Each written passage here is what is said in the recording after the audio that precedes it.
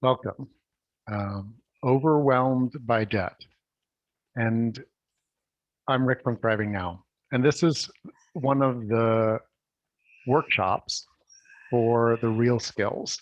Real skills are things that when you make just a little bit of an increment, a little bit of an improvement, a little bit of a change, you start noticing that you're able to be more yourself, more savvy, more aware of what's important to you, and able to drop in, tune to, and engage with those things. So, this is in the section of being calm and confident. And I'm really delighted that Kathy Vartuli from the Intimacy Dojo, and who's been a co-creator with mine for 15 years now, Something like that, yeah. something close to that, um, is here so that we can reflect what you might share with us in chat if you don't want to get on video tonight. Um, if you do share in chat, please know that we're going to refer to it as in the chat or someone in chat, so that you can have some privacy. If you do choose to raise your hand and volunteer when the time gets to that, please know that it's going to be recorded and shared as well. So you're welcome to go to the participants area, change your name if you want, but I wanted to be clear about that.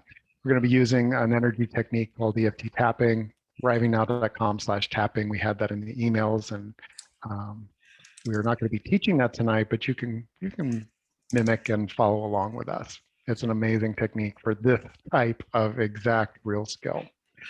So, Yeah. Kathy, would you be willing to get us started with some acknowledgement and Yeah.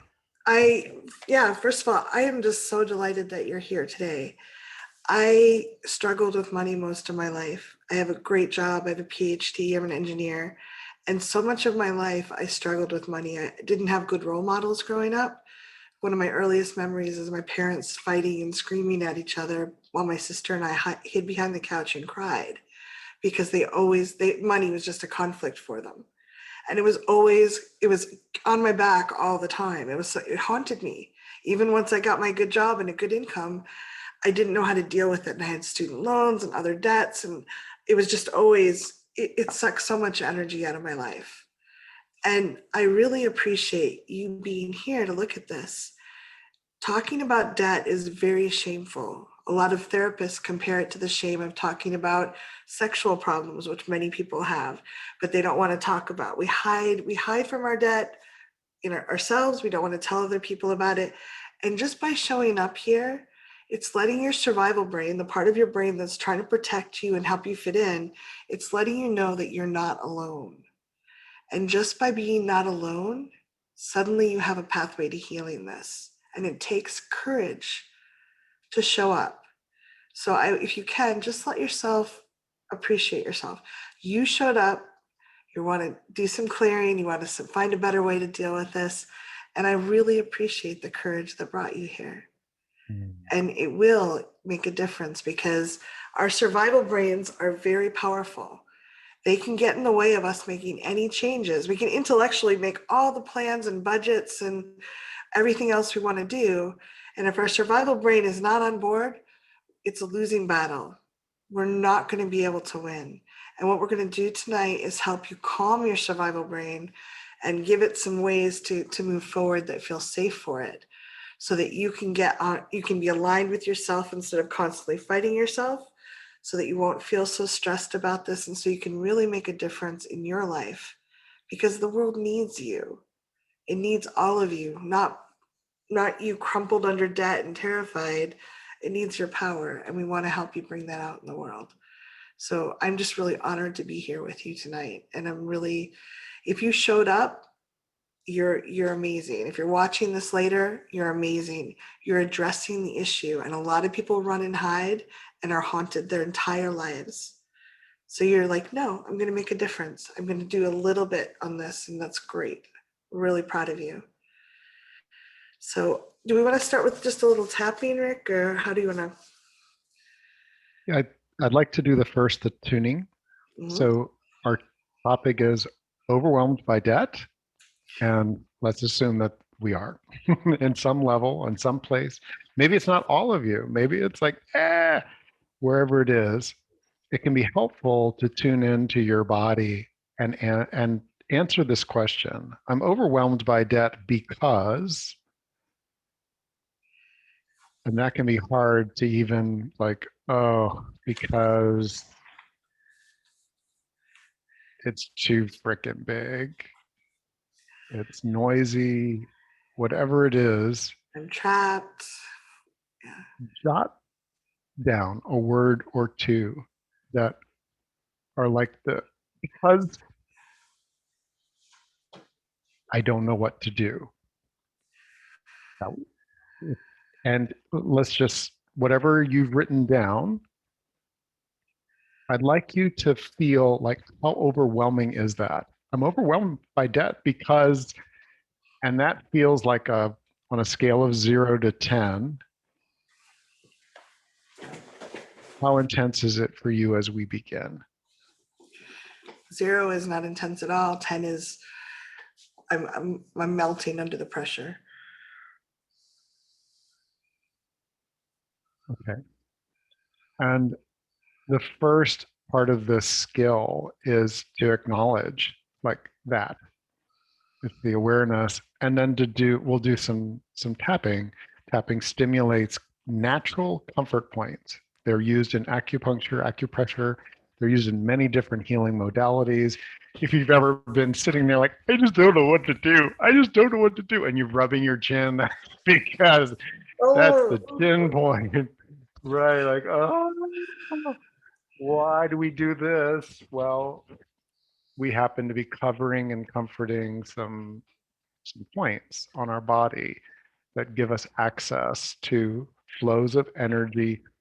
And yeah, and we have a couple people or someone sharing in the chat what their fear, what they feel overwhelmed by. If that, you're welcome to type that in if you like. It's a way of disclosing and realizing you're not alone. And that can be really powerful because it helps other people say, oh, me too. I'm not alone with this. And that's just a great way to start the healing process. yeah. Okay. Would you lead us in a tapping about the overwhelm and maybe some scared about Yeah. being here? Yeah. And we'll So talk about how to raise hands when we get to that point. yeah, We're not there yet.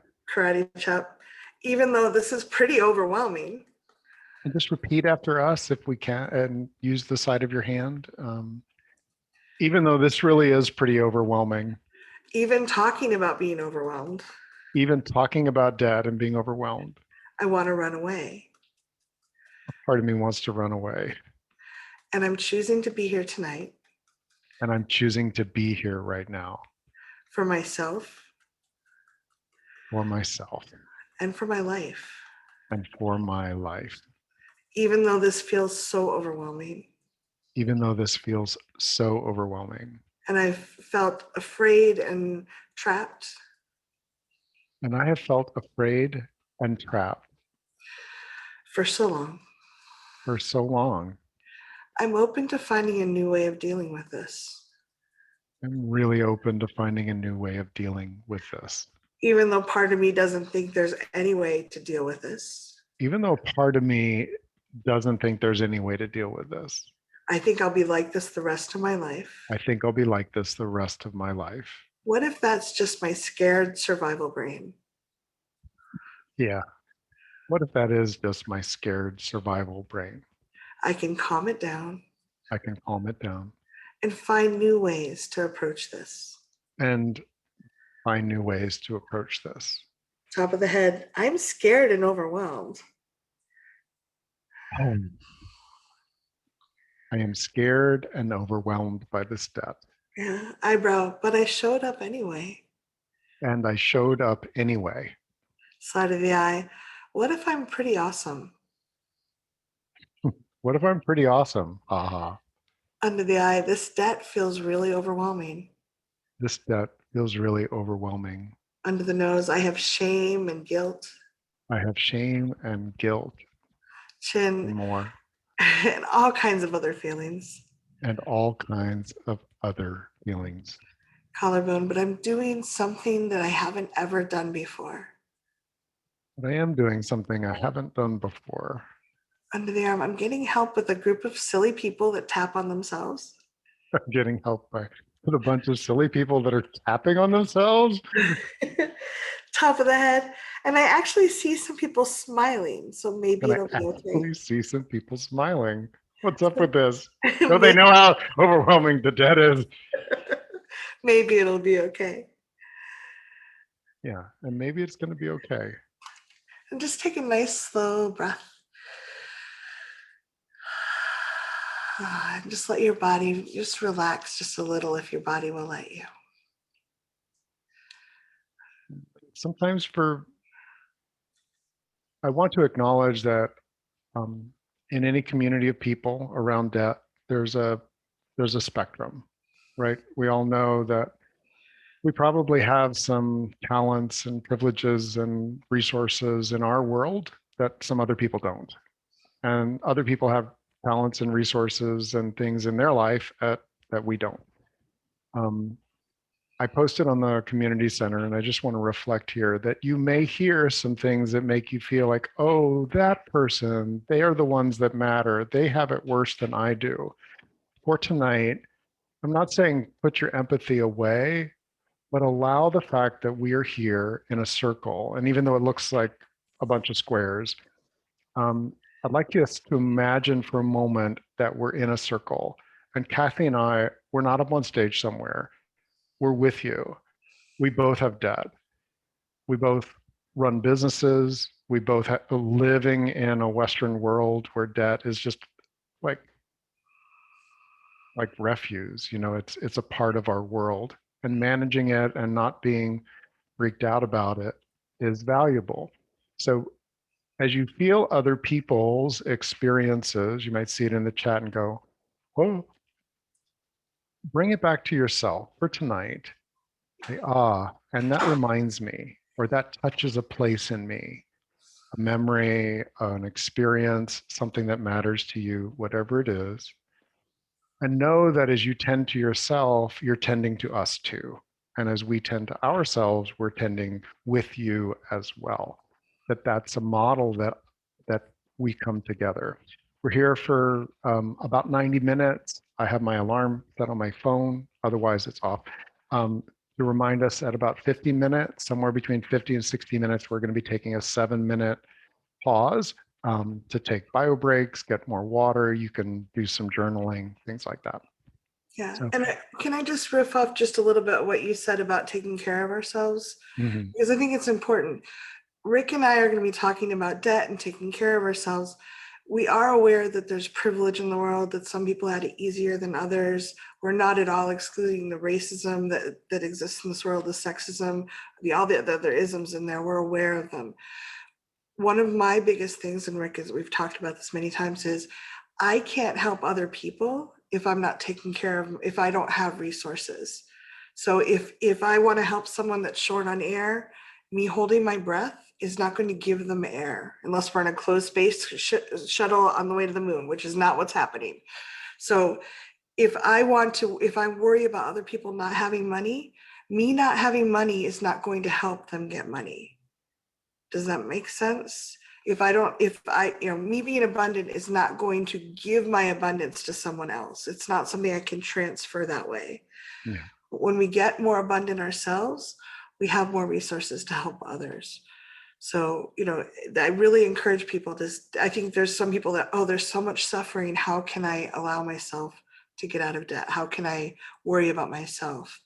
And we want you to be able to take care of yourself too. You matter. Yeah. I'm drawn to just do a quick tapping around on this is complicated. Yeah.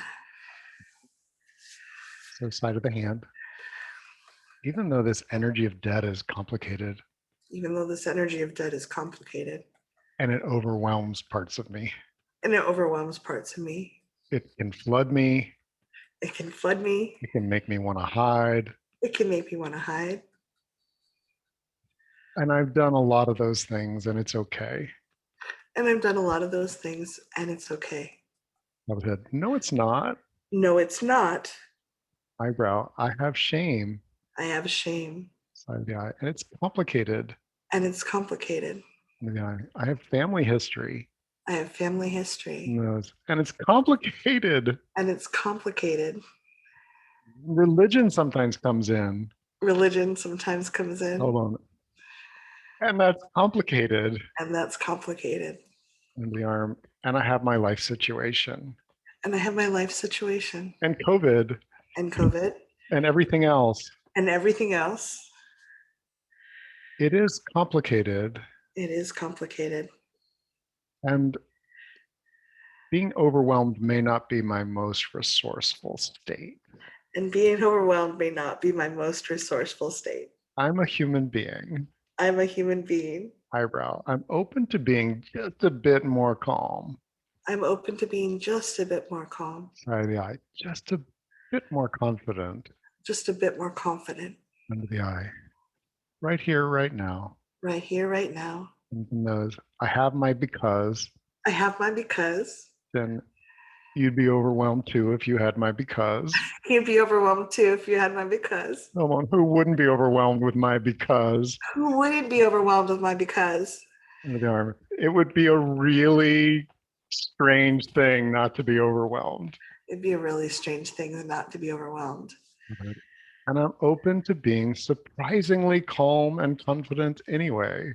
And I'm open to being surprisingly calm and confident anyway.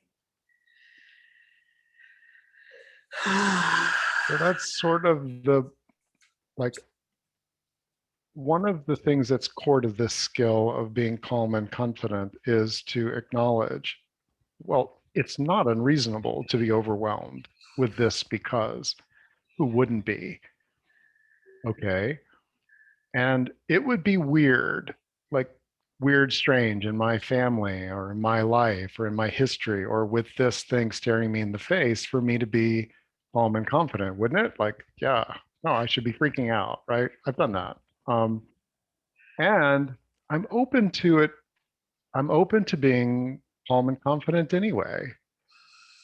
And there's plenty of neurological reasons for exactly how we're doing this because we acknowledge the primitive brain, because if it doesn't think that you're paying attention to it, it will keep poking at you. It'll want to fight, push, solve it now, like it's a tiger that has to be solved now or else. It'll want to run, like fire, run. Or it'll freeze and just flood you with, like, I don't know what to do other than watch television. Maybe I'm the only one.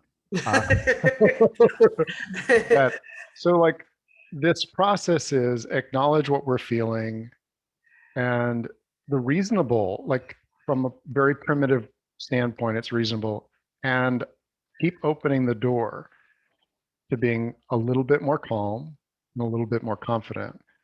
And calm in this case does not mean that we don't have any fears or any situation anymore. It means that we're not in our primitive brain. Primitive brain is not running our actions and our thoughts. Yeah. And then the confidence side is not about that we know exactly what to do and it's going to happen. It says, you know, I actually have some resource inside of me. I've been in this life for decades. I'm not done yet. And I've got some inner qualities that I want to just gently encourage. You know, we all have them. And as I look around, I love seeing people that I know, many of your inner qualities that you can lean on for this. Yeah, you came here, you're on a Zoom call, and Rick was talking about the how our survival brain is so, our primitive brain or survival brain, it's very powerful. Years ago, I was fostering a cat. She was maybe 8 months old, and she was terrified of humans, and she would want to get away from them. And I had a sliding screen door, or a glass door with a cat door in it, built in.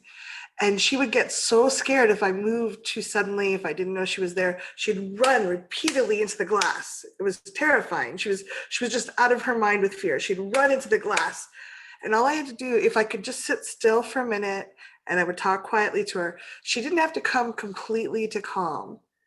But if she could go from that 10 to just completely panicked to a 9, very, very scared and needing to escape, but she was not completely, she wasn't running into the door. She could see the cat door and go through it.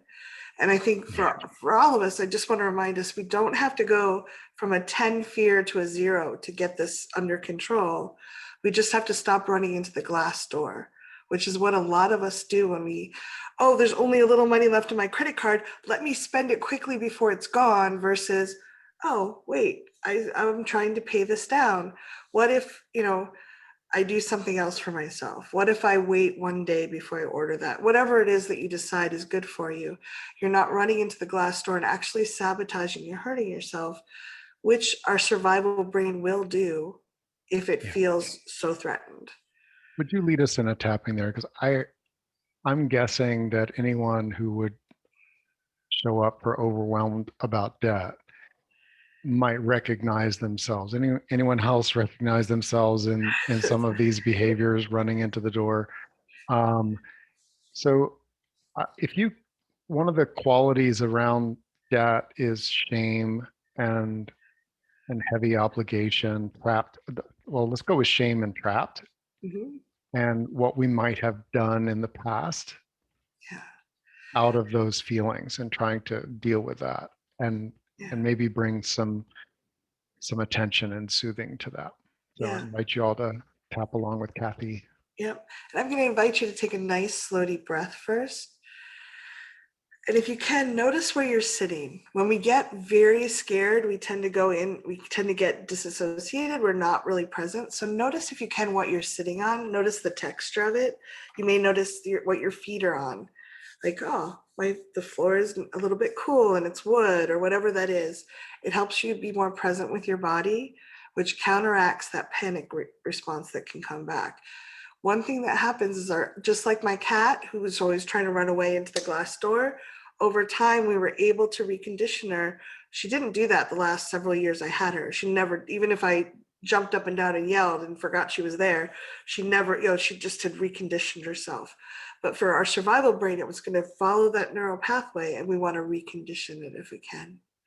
So, karate chop, even though part of me panics when I think about this, Even though part of me panics when I think about this, I feel so trapped I feel so trapped. and ashamed. And there's shame there too. I just want to get away from this feeling.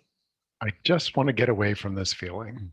I don't want to look at my debt I don't want to look at my debt or any of my finances. or any of my finances.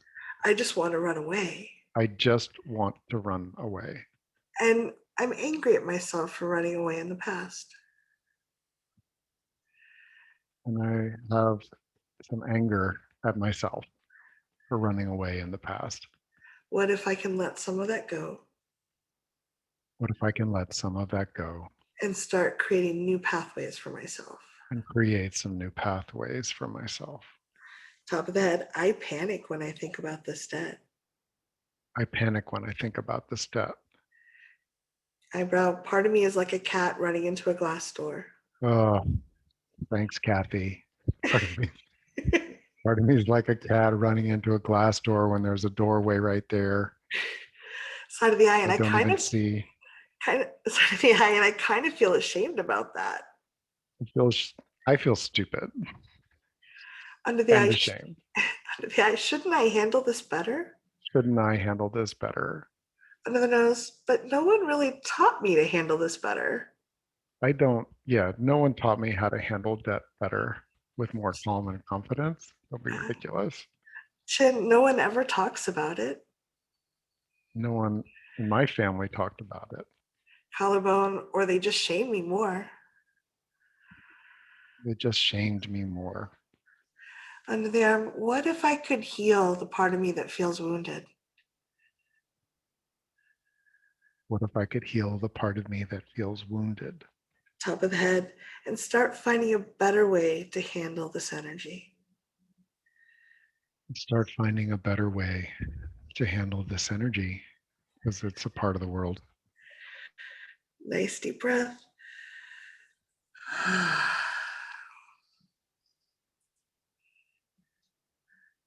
just notice what you're feeling, what's coming up. One thought I had earlier when you were sharing about the shame, Rick, was a lot of us, our survival brain is very black and white. It wants things to be good or bad, yes or no. And I think a lot of us have been trained by society to judge our worth based on the numbers on the scale, the size of our shoes or our dress, our clothes, and also the numbers on our bank account. We've been taught that that distinguishes our value, as opposed to, wow, what if everybody has value and some of us have bigger numbers and lower numbers and it's all okay. So there's a fixation we can get on that in terms of our identity and our value as an individual, which can add to the panic we feel. If we fear that we're not worth that much and our bank account reflects that or the scale reflects that, all of a sudden we're being reminded, it's rubbing salt in the wounds there. And Rick and I are going to have a call later in the month on body image as well, around getting some more body confidence, because we think that people are amazing, whatever their bank account numbers are and whatever the scale says, or what numbers on the calendar or whatever it is. And we want people to have that freedom. Yeah. I'm wanting to pause for a moment, and if uh, it's an invitation to kind of reflect and be in your body, just a minute or two. And also, I could use a little bit of feedback in the chat. Is this on the right track for you? And if not, we've got some more things on our planned topics that we've heard from people, and we know from all the experience we have working around this with people. But I'd like to just get a little bit of a feel from our community circle over the next couple minutes. Yeah, is what people are saying. Totally hit the mark. Loving this direction. This is all helpful. Oh, this is so good. Thank you. I'm good with direction. The pause to breathe is very helpful, and this is very meaningful and healing.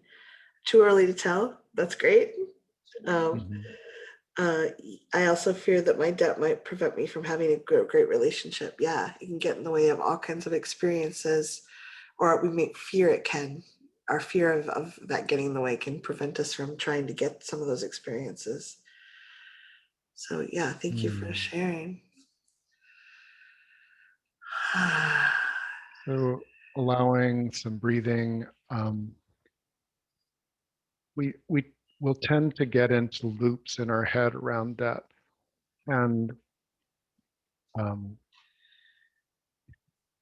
I had a headache for 6 months straight related to an $800,000 obligation that I had to my subscribers, and I didn't have the money to be able to print that many newsletters over the time and pay my employees and everything else. And I realized that during that entire 6 months, other than like rubbing the pain in my head, I never like hugged myself. I never like felt the bones of my hips. What are you talking about?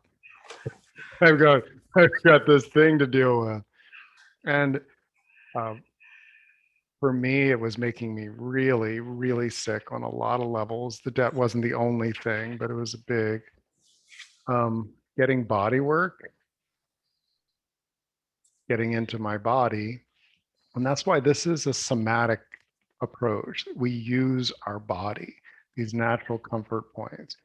But in the pauses, I invite you to squeeze your knees, wiggle your toes, and then press your feet into the ground. If feel the sit bones, waggle, stretch your jaw. Notice you have a tongue that can actually like hang out in the hammock of your lower jaw for a moment. Let's just do that. Just take a 17-second break at the beach with our tongue, if you like the beach or the mountains, and your tongue just kind of hanging, lolling around in the hammock of your jaw.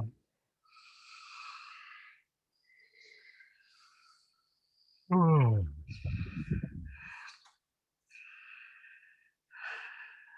And I know that one thing that's coming up for me when you're doing that, and I've gotten so much better, but it still does, is I can't take care of myself until I finish whatever it is that's holding me back right now.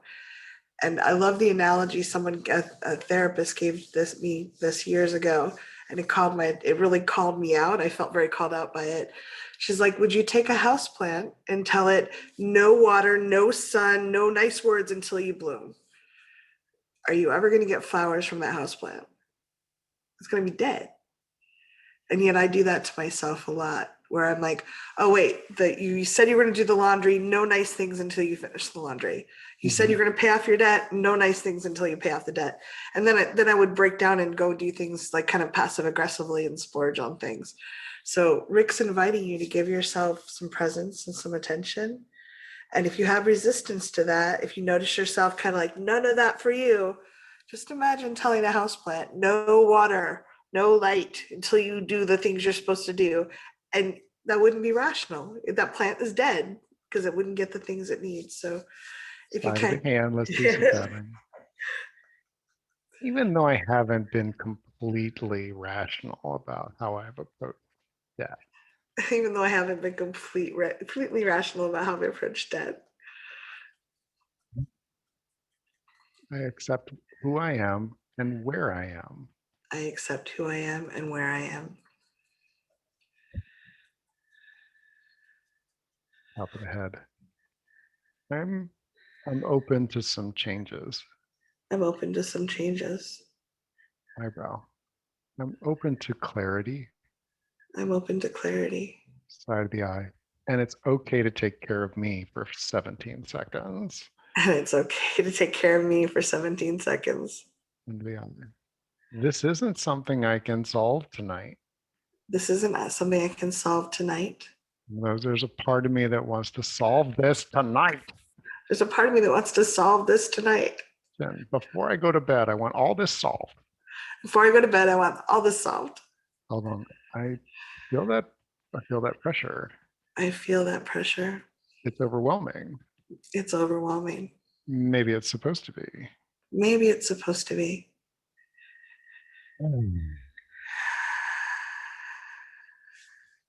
Maybe the overwhelm is a signal I'm pushing. Maybe the overwhelm is a signal I'm pushing. And I'm demanding a solution. And I'm demanding a solution. Rather than a process. Rather than a process.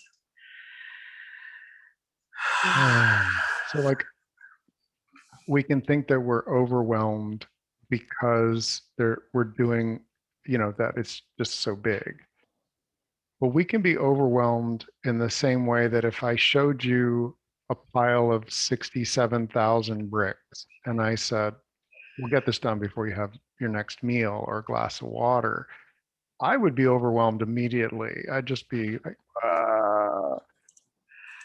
and we do that. One of our subjects here is about pushing through fast.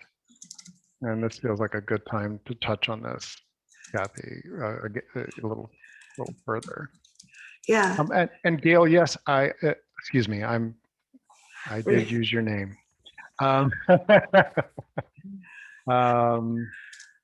Yeah. Can we be too calm about it? So that's why it's calm and confident. We can take calm to the point that we're checked out, even unconscious. Like if you keep calming all the way down, you're not with it. Calming enough so that you get to a place that's not your primitive brain driving, and confidencing enough so that now you've got some resource working. Mm-hmm. Our brain won't let us calm down unless we also bring up some confidence. And that's like and I'm open to being calm and confident anyway.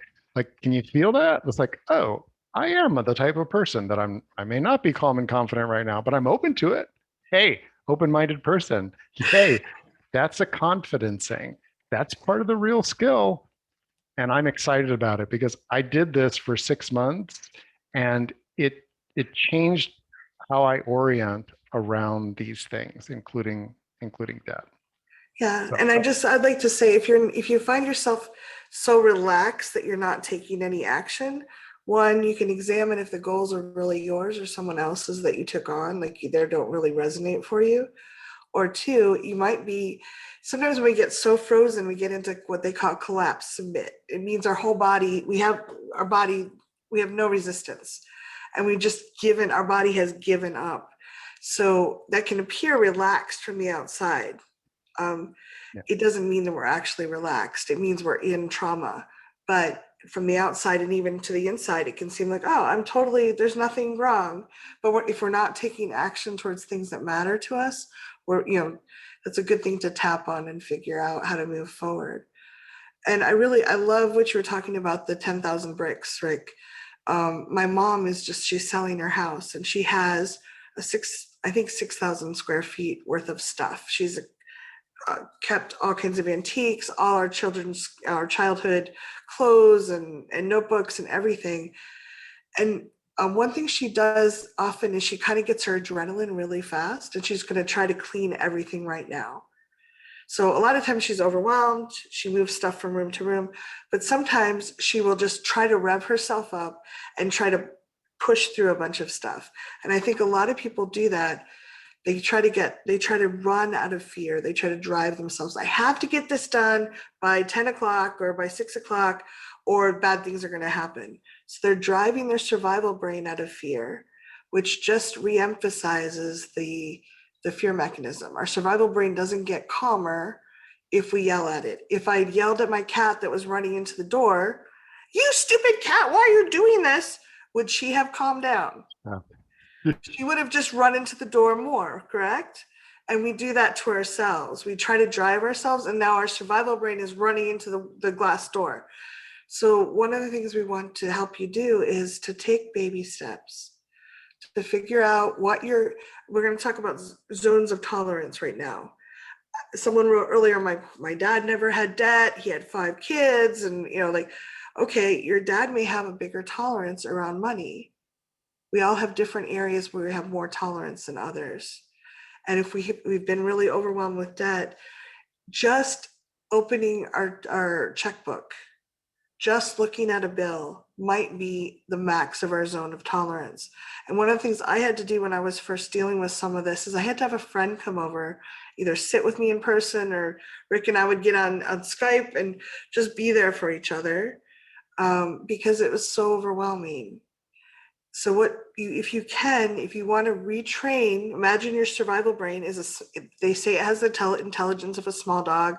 I'm a cat person. So, if you had a scared cat or dog, you would say, okay, honey, we're going to just look at this right now. Good dog, good kitty, good job. You didn't do it alone, but you looked at it. You looked at one bill, but there's 3,000 bills there. No, but you looked at one, you opened it. Yeah. Let's deal with this. Good job. Now let's go take a break. Let's not try to drive ourselves through panic to recreate the trauma and just further associate money, bills and debt with this trauma. So can we just do a little tapping around that, Rick? Do you want to add something first? There's a truth in this work that the smallest dose, the micro dose, is going to show you what your feelings are. So when you hold the bill, like you're holding it and you notice, that's sufficient to do the work, to build the skill, to build the resilience. It's not necessarily like, okay, I looked and then I take a break and bolt, right?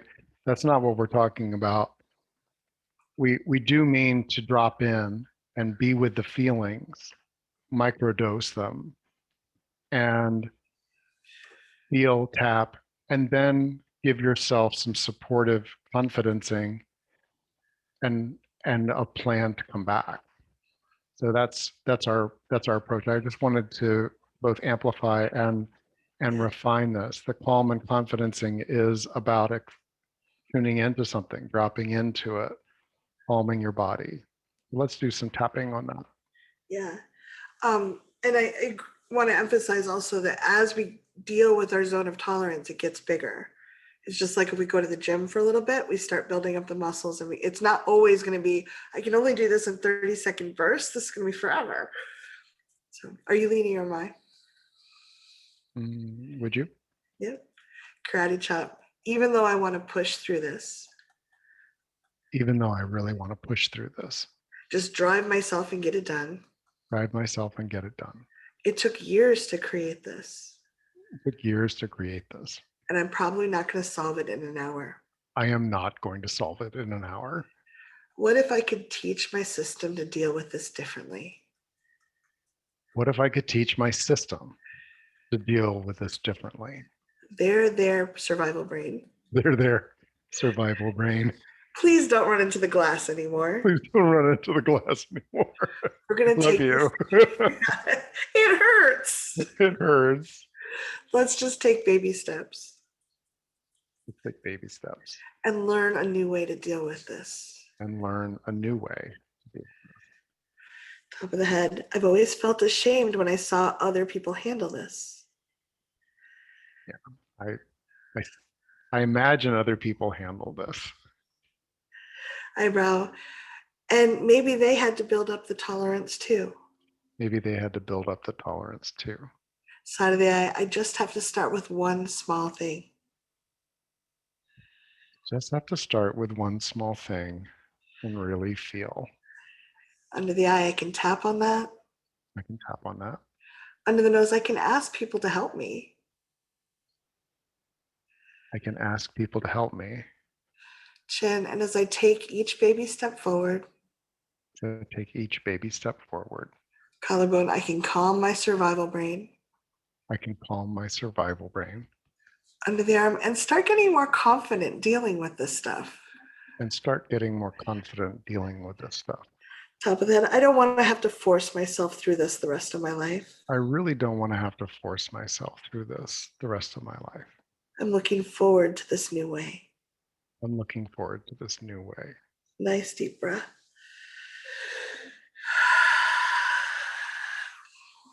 Okay. So sometimes there's just an emotional energy. I invite you, if you brought a prop, a bill, a tool, anything like that, or if not, imagine something around your debt that you're aware of.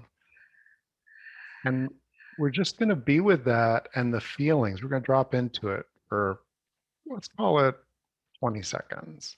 Okay? Start.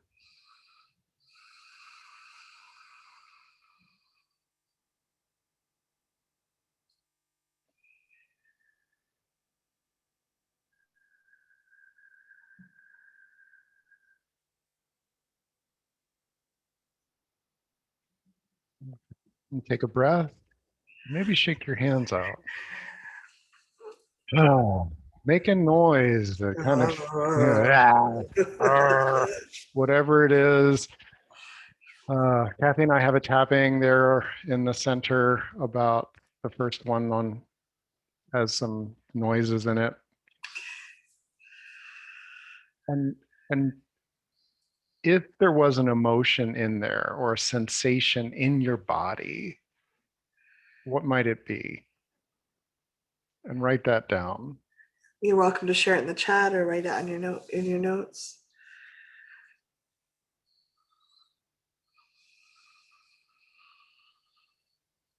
We got a low growling. Uh-huh. Sadness and tension.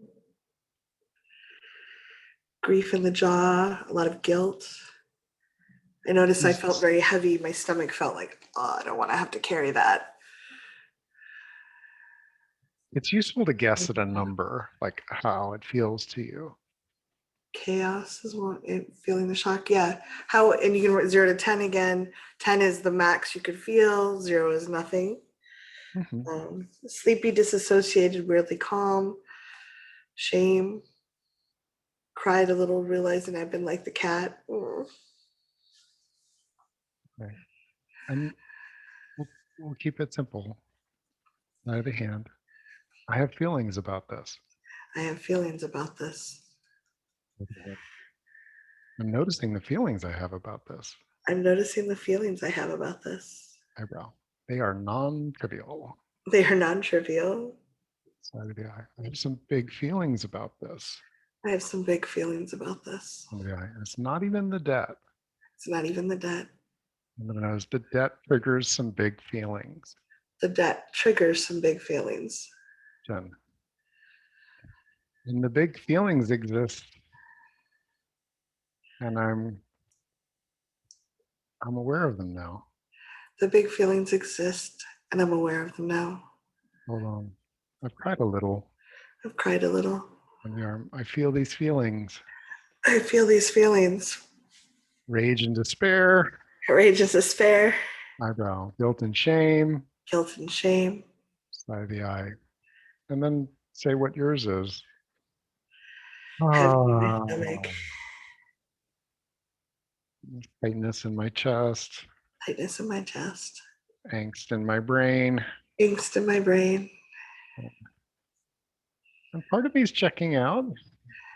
Part of me is checking out. And a part of me is checking in. Part of me is checking in. I honor and respect the part of me that's still here. I honor and respect the part of me that's still here. This isn't easy, This isn't easy, and it's really worthwhile. and it's really worthwhile.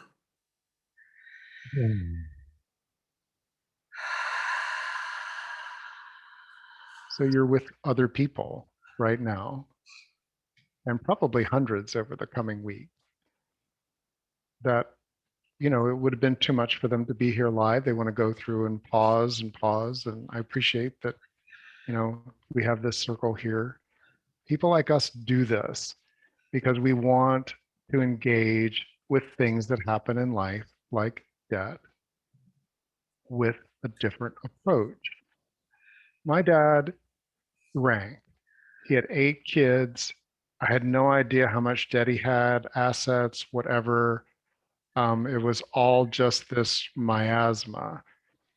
I remember my mom crying every time the MasterCard bill arrived. Every single time she cried. That's in my nervous system. You cry when the bills come.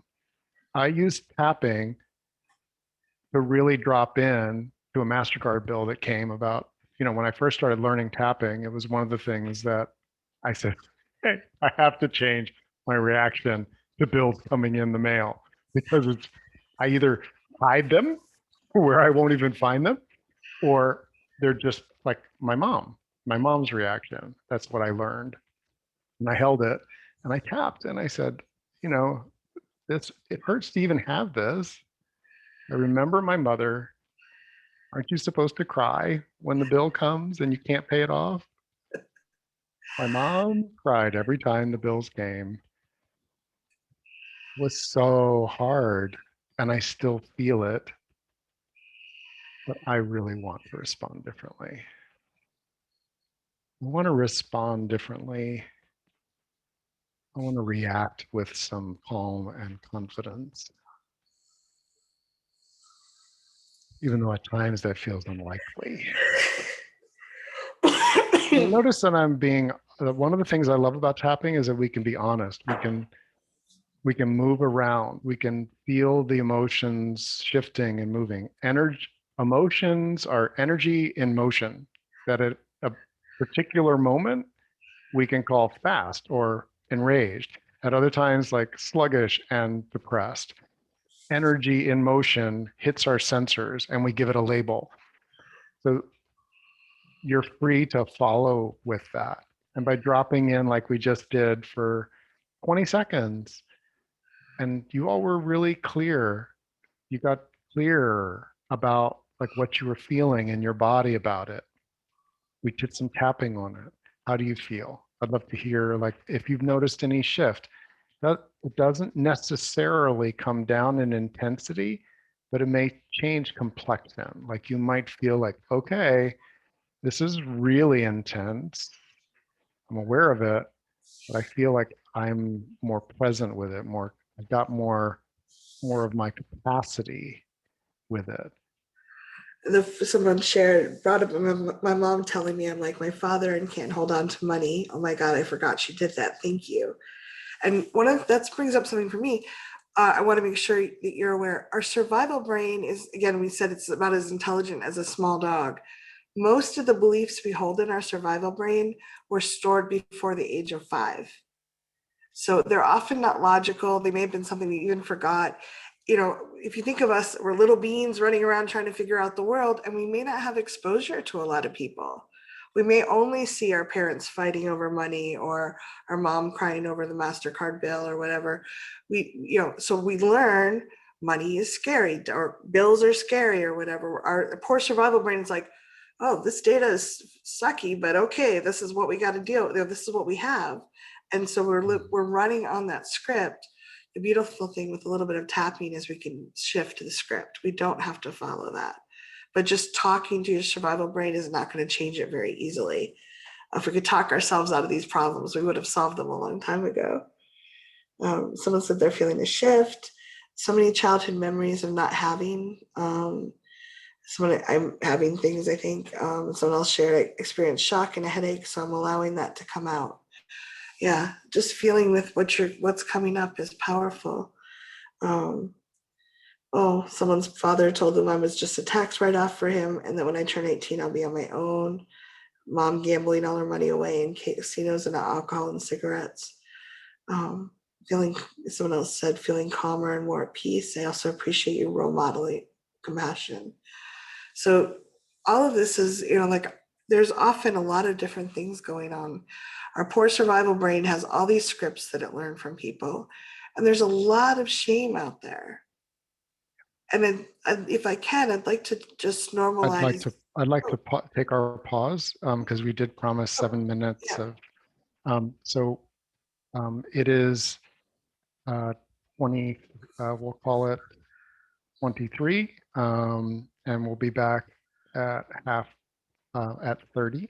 Yeah, and if you want to, take care of your bodies, but also it's a great time to do a little journaling for yourself about what's coming up, anchor what's going on for you. You can put it in the chat or just write it for yourself. Yeah, please tune in, drop into your body and see whether it wants to move or whether it wants to just be still, whether you need to use the bio break or something to drink. You're welcome to turn off your video for a bit, and I'm going to go ahead and pause the recording. Welcome back. So I think that if you've been looking at the chat, you might be really clear that if your parents didn't model a kind of calm and confident and clear and non-judgmental relationship between them and money and the flow of energy in and out of their bank accounts and things, that you're not alone. Like, who had that? Very few people have that, I think. And we can create it for ourselves now, which is really beautiful. We're not like, my survival brain learned that and we're stuck with it, which is really how a lot of people, before I discovered tapping, I had a really hard time shifting beliefs. Tapping is one of those miracle things that help us talk to our survival brain directly and rewrite those patterns. And I would like to, if we can, just think about debt for a minute. There's so much shame. People are saying it's evil, it's wrong, it's bad. And yet most people have debts of some kind in this country. I have a $500,000 mortgage right now. It's dry. Like, you should have seen my face when I was signing that. I live in California, so that's the only way you can get a house or be a multimillionaire. But I didn't quite arrange that. But there's debts that, student loans, I didn't feel that bad about taking them out. That was the only way I could get my PhD. That I wanted to get it. My family wasn't in the position to help me. I didn't have money of my own. I took out student loans. So some people don't feel so bad about those good debts, like an investment in ourselves or an investment in a home. But they're still, like, for me, that's like, it feels really heavy to have that much, money I owe other people, even if it's secured in a house. And I just want to invite you, we have stories that we pile on things. So when I took out my student loans, it took me a long time to pay them back, but I didn't really begrudge it. I did feel like it was heavy, that I was carrying a lot of debt at the time, but it felt like a good investment in myself. It was a way to take care of myself and and, build up my skills and my ability to function well in the world. And some of us may have racked up debt during COVID or other times when we really didn't have a lot of resources. There wasn't a lot there. And so maybe what if that was like kind of a student loan at the time, a loan to help us get through a tough time or to grow. I know when I was doing a lot of healing, I ran up a lot of credit cards on therapy sessions and coaching sessions, and I was trying everything I could figure out to get, how do I get out of this trauma? I had a lot of abuse as a child, and so I was like trying to figure out how to live the life as a human, not running into the glass door all the time like that little cat. And so, while it was painful to pay those off, and it took me a while, there was also a sense of, I'm really glad I spent that money. I'm really glad I took care of myself and found ways to heal. And I don't know that I would have found those if I hadn't been able to spend that money. And I don't know, there were times it was dark enough, I'm not sure I would be here if I hadn't spent that money and got that support. So what if some of that debt is an investment in you, a way to make it through a tough time, whether the economy is doing weird things because of COVID, or you're dealing with old traumas, or whatever's going on. What if it was a way to take care of yourself through till now, and now you can do something different with that? I just invite that thought to kind of, what if you can hold it different? Because when we bury something in shame, it's very hard to shift it. Yeah. Step on the buried in shame. Yeah. Are you leading Yeah, or am I? I think I am. Okay. Even though there's so much shame around money, Even though there is so much shame around money, so many comparisons. so many comparisons. Is money evil? Is money evil? Just ask him. Just ask him.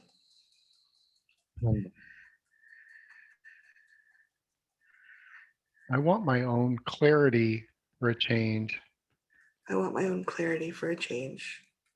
And it would be really useful to clear off some of this shame. It would be really useful to clear off some of the shame. Over the head. I have some powerful beliefs about debt. I have some powerful beliefs about debt Eyebrow. And my worthiness. and my worthiness. Side of the eye. And if there's enough to go around. And if there's enough to go around. Under the eye. It's all very confusing. It's all very confusing. I acknowledge that. I acknowledge that. And I am not alone in that. I'm not alone in that. Alone. This is not simple. This is not simple. Damn, I thought it was going to be simple. Damn, I thought it was going to be simple. They seem so sure of themselves. They seem so sure of themselves. I'm in the process of clearing off some of this, another layer of shame. I am right in the now. process of clearing off another layer of shame right now.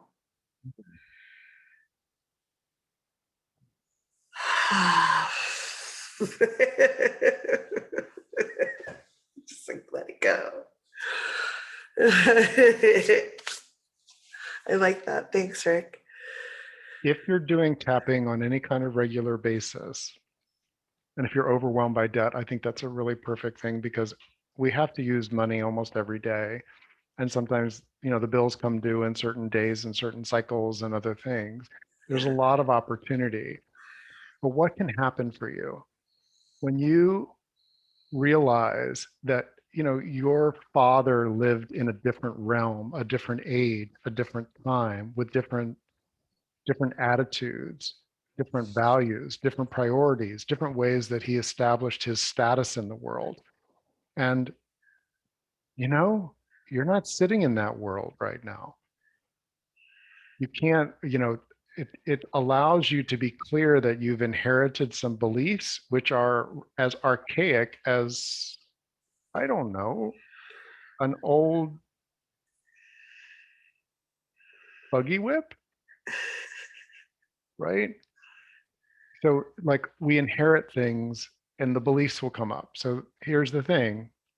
If you tap on the belief that's coming up, like there's not enough, and then you really drop in to your body and you tune to what's real right now.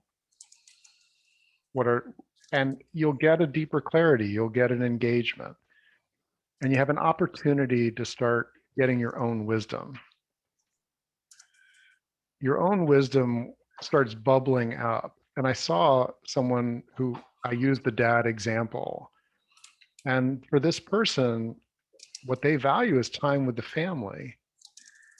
Oh, and maybe maybe you value um, a feeling of abundance within a healthy limit. Like that's the feeling that I want. I don't want to bludgeon my family with um, like another person talked about that they were shamed for having desires because their parents couldn't handle it.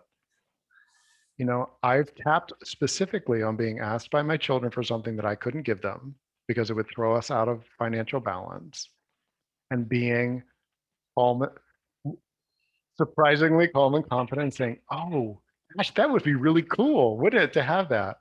You know, we're going to have to put our heads together to figure out how to afford that at some point in the future. But because right now, we're both going to be just a little disappointed that it's not happening.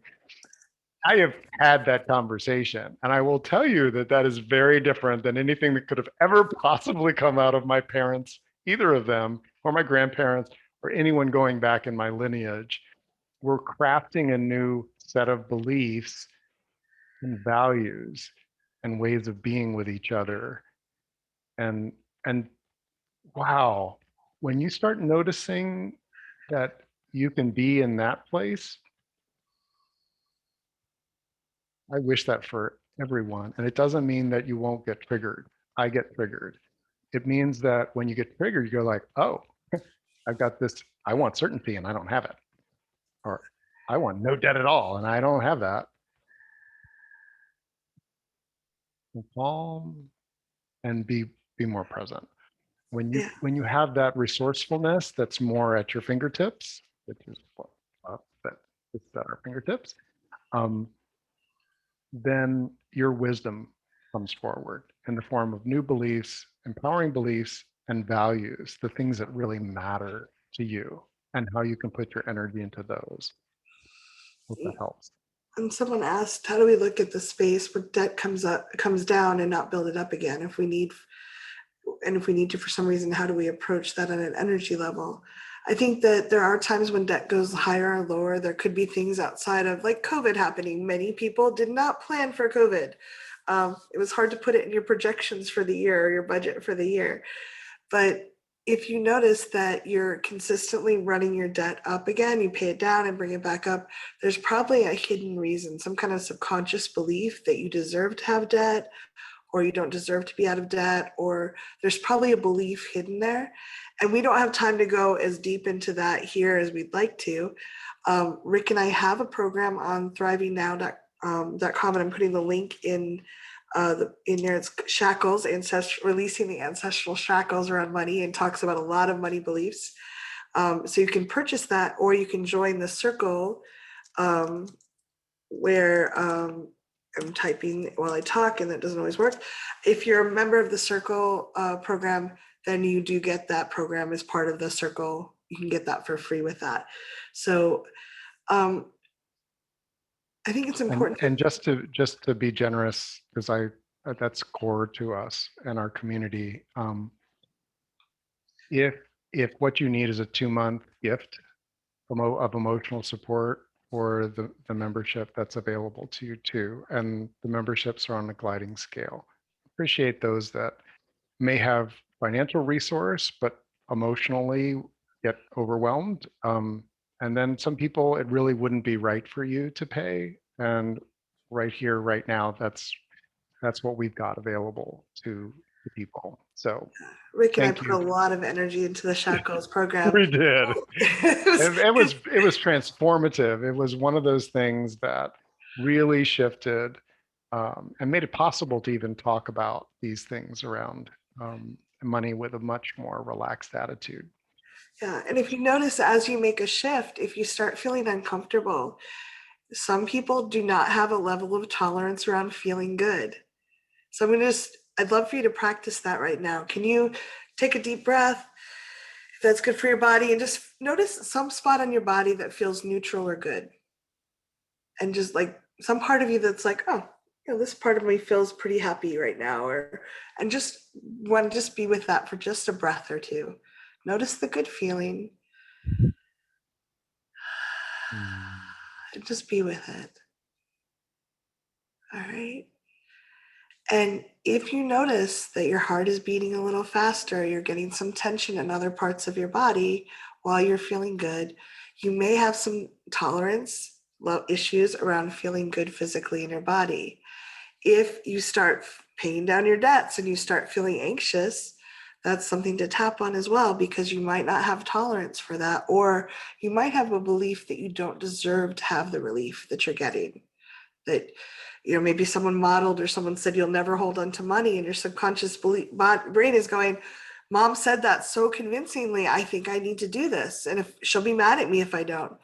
Our subconscious, our survival brain is not very smart, but it's very powerful, and it always cares. It's trying to do its best for us, but sometimes it's doing it based on stories that are no longer valid or were never valid. And we can tap and clear those, and all of a sudden our survival brain goes, oh, we do get to hold on to money. I don't have to be stressed about holding on to money. That's great. Okay, let's hold on to money, and let that come in. And that's a really powerful way to go forward on that. So if you notice resistance is coming up, we call them yeah buts sometimes. I can clear this, yeah, but there's this other issue. And that's okay. It just means we have something else we're getting to tap on a little bit. Yeah. Ready, Chop? Side of the hand. They're changing the name of this point to the side of the hand point. Even though it's complicated. Even though it's complicated. What if it could be simpler? What if it could be simpler? Even though if I try to figure it all out. Even though I've tried to figure it all out. It just feels complicated. Just feels complicated. What matters to me? What matters to me?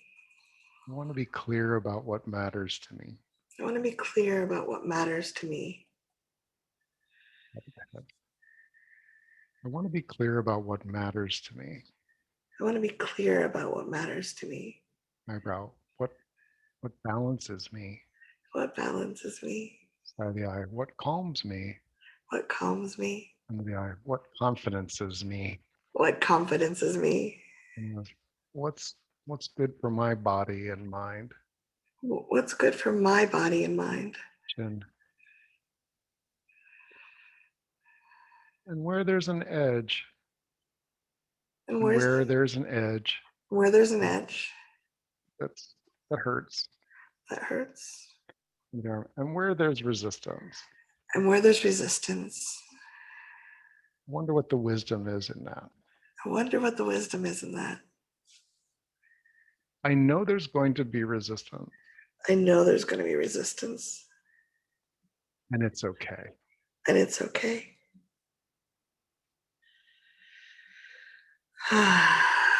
This is another core principle of calm and confident. Resistance is a very beautifully natural thing. And that's where when we feel the resistance, going back to baby steps, if you're taking a very small step that may seem really insignificant in the big picture, like looking at one brick, reaching down and putting your hand on one brick, and feeling what you're feeling.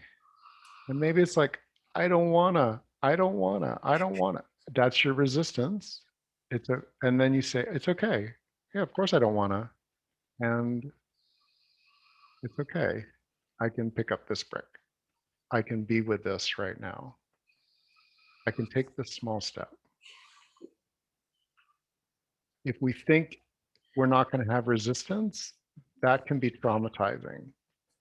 When we feel resistance, drop in and tune to what's there, like be tactile with it, and then engage with it for a little bit. And when you feel done, you start like, okay, I'm done. Take a step back. And that's where you can honor, oh, I did it. I can drop in. I can tune to it. I can engage with it for a bit. And it's okay. I'm building my resourcefulness. And that's good for me everywhere in my life. This could make a really big difference in my life.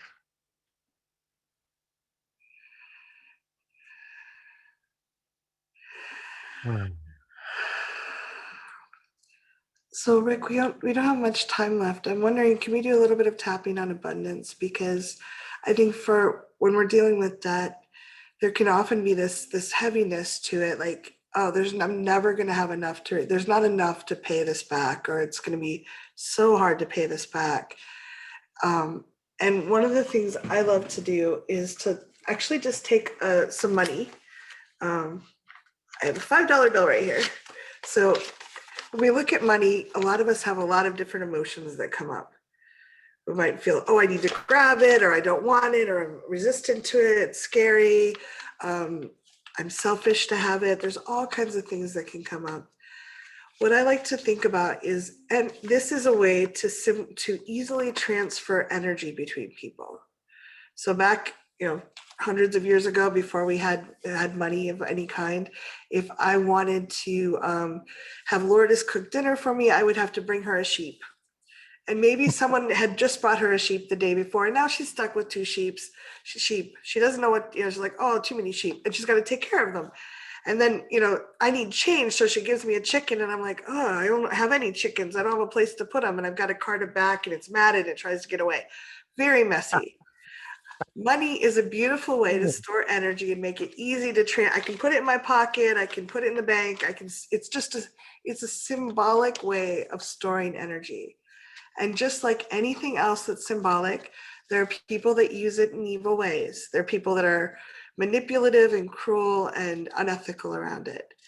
But I imagine if you're attracted to Rick or you're not one of those people. You are someone who's ethical.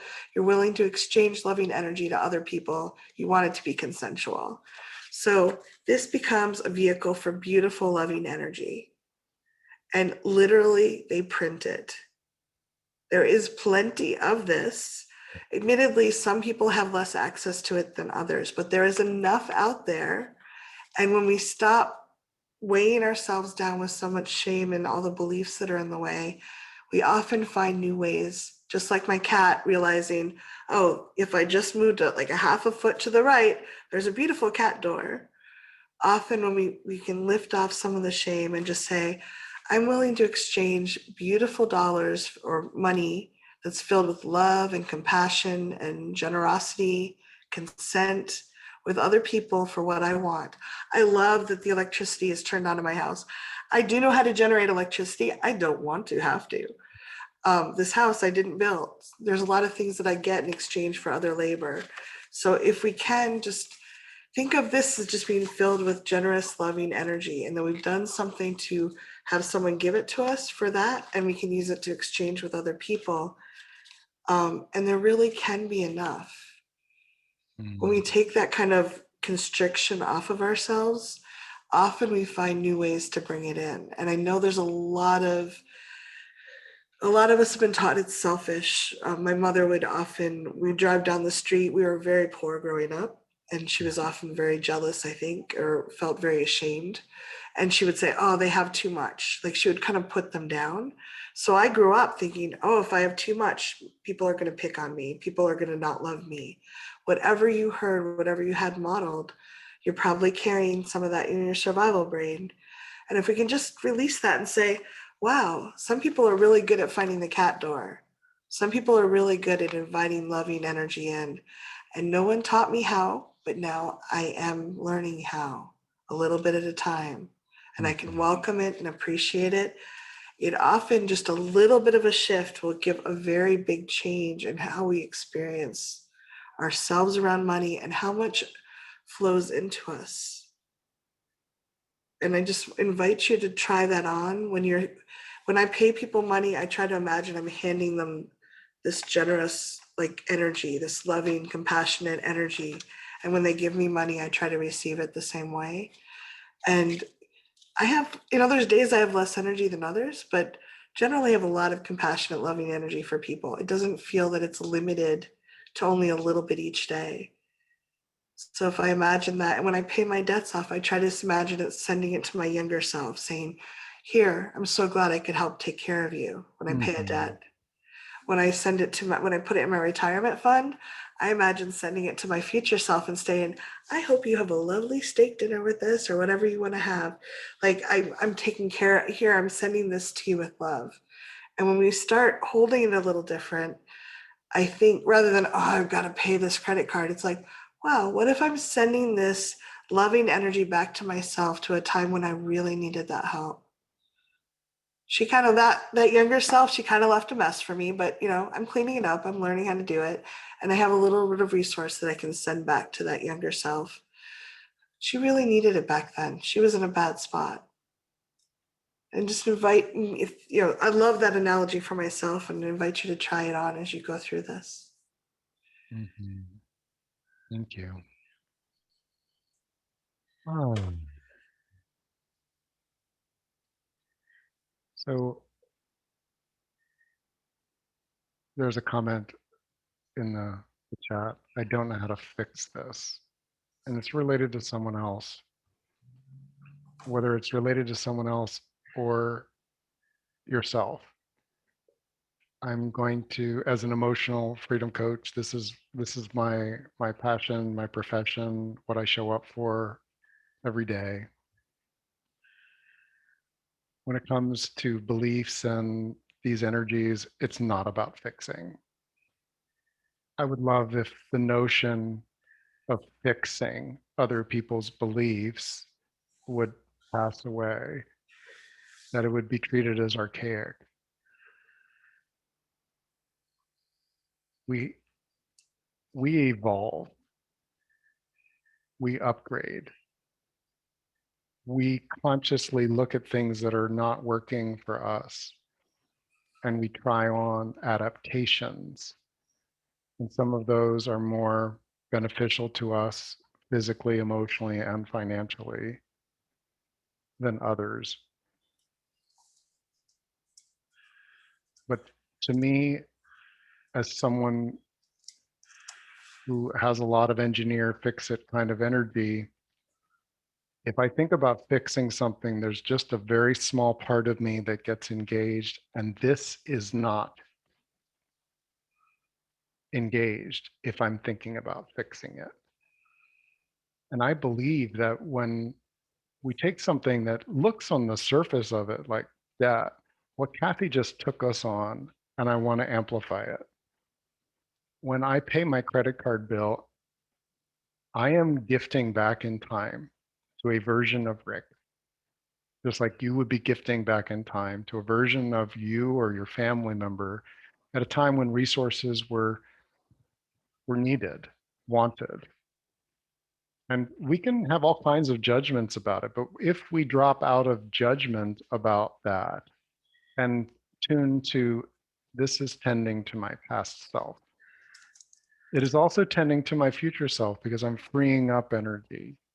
Imagine that that's where you are today, even if it's only a small bit that you can do, even just being calmer with the situation and activating wisdom around the energy of money, clearing out the shame, clearing out some beliefs.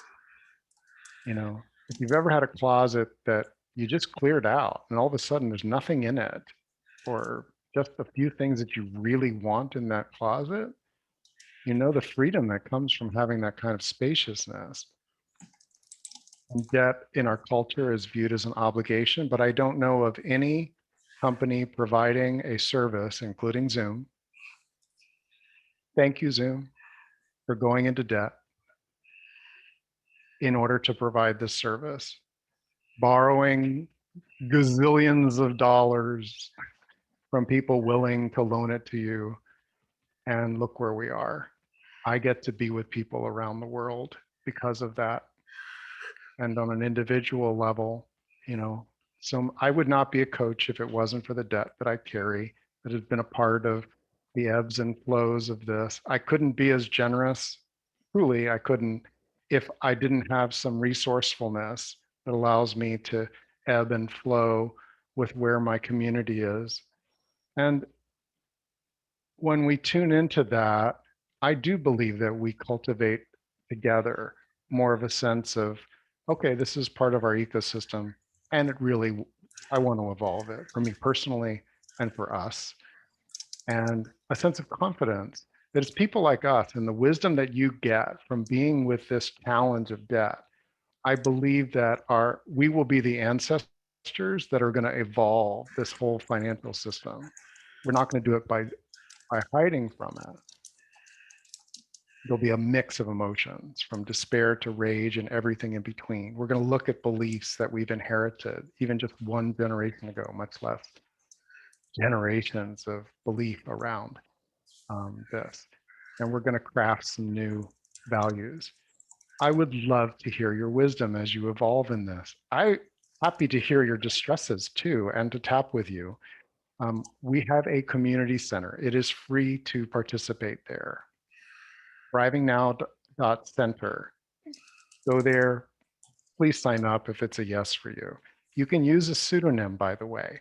You do need a real email address, but you can use whatever pseudonym that you want, as long as it's safe for work. And you can participate there. And we also have the circle. While this has turned out to be a time where Kathy and I have been doing the tapping back and forth and using and responding to your chat messages to help tune us, in the circle calls, it's more open, and that we work one-on-one with volunteers who want to tap on this, and we all tap together. So that's thrivingnow.com/circle. I want to see more of people have these real skills. I believe that if each of us become a bit more calm and a bit more confident, that it will change and ripple out to everyone we touch, intimately and superficially out in the world. And that's just one of the real skills. So those are out there on the center as well. And we're going to be continuing to do these. As we said, our next session will be around our body. Like, what do I do if I don't even like like my body? How can I feel calm and confident if I don't even like my body? Yeah, that'll be announced, and you'll be welcome to attend and the same invitations. So. Yeah. And that's, Rick, I think that's when you were talking about that, I think that's how we fix things, by changing within ourselves in a loving, holistic way. Other people role model, and their mirror neurons actually can subconsciously pick up the way we act and the way we're different. And the people that are ready for it will jump on board. So we create ripples that go through the world when we start working on ourselves. And I love the idea, if you can, to look at your debt with a little less shame, even a little bit less shame, and a little bit more ease, and a little, like, you imagine, if that works, the analogy of sending loving energy back to your younger self at a time when you're in distress works, great. If not, throw it away and figure out what works for you. But when we start doing that in that way, we're not throwing ourselves against the glass anymore. We're like, oh, there's a cat door. Do I want to go out? How do I want to go out of that? How often do I want to do this? Taking baby steps, rewriting your patterns, and that can create so much abundance for you. And I want that for you. Rick and I both want that for you. So thank you Yeah, for your courage today. thank you. Thank you all. Until next time. Yeah, thank you. Bye.